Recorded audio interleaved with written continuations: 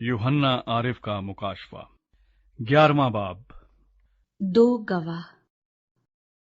और मुझे असा की मानिंद एक नापने की लकड़ी दी गई, और किसी ने कहा कि उठकर खुदा के मकदस और कुर्बान गाह और उसमें के इबादत करने वालों को नाप, और उस सेहन को जो मकदस के बाहर है खारिज कर दे, और उसे न नाप, क्योंकि वो गैर कौमों को दे दिया गया है।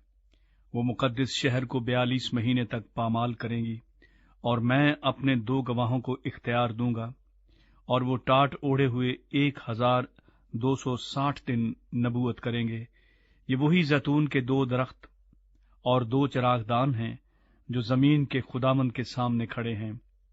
और अगर कोई उन्हें जरर पहुंचाना चाहता है तो उनके मुंह से आग निकलकर उनके दुश्मनों को खा जाती है, और अगर कोई उन्हें जरर पहुंचाना चाहेगा तो वो जरूर इसी तरह मारा जाएगा।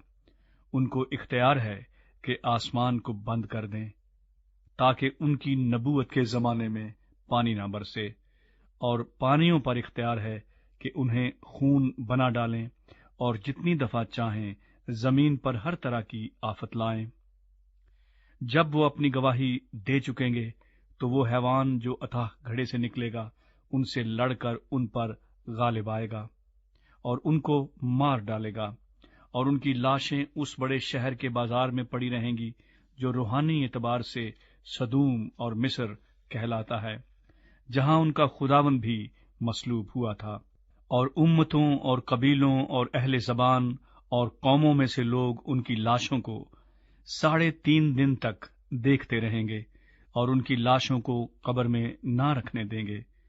और जमीन के रहने वाले उनके मरने से खुशी मनाएंगे और शादियाने बजाएंगे और आपस में तोहफे भेजेंगे, क्योंकि इन दोनों नबियों ने जमीन के रहने वालों को सताया था। और 3.5 दिन के बाद खुदा की तरफ से उनमें जिंदगी की रूह दाखिल हुई, और वो अपने पांवों के बल खड़े हो गए, और उनके देखने वालों पर बड़ा खौफ छा गया। और उन्हें आसमान पर से एक बुलंद आवाज सुनाई दी कि यहां ऊपर आ जाओ। पस वो बादल पर सवार होकर आसमान पर चढ़ गए, और उनके दुश्मन उन्हें देख रहे थे। फिर उसी वक्त एक बड़ा भौचाल आ गया, और शहर का 10वां हिस्सा गिर गया, और उस भौचाल से 7,000 आदमी मरे और बाकी डर गए, और आसमान के खुदा की तमजीद की। दूसरा अफसोस हो चुका, देखो तीसरा अफसोस जल्द होने वाला है। 7वां नरसिंगा।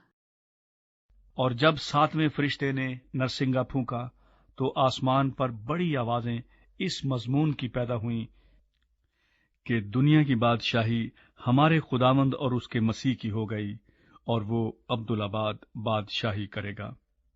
और 24 बुजुर्गों ने जो खुदा के सामने अपने अपने तख्त पर बैठे थे, मुंह के बल गिरकर खुदा को सिजदा किया, और ये कहा कि अय खुदावंद खुदा कादर मुतलिक जो है और जो था, हम तेरा शुक्र करते हैं, क्योंकि तूने अपनी बड़ी कुदरत को हाथ में लेकर बादशाही की।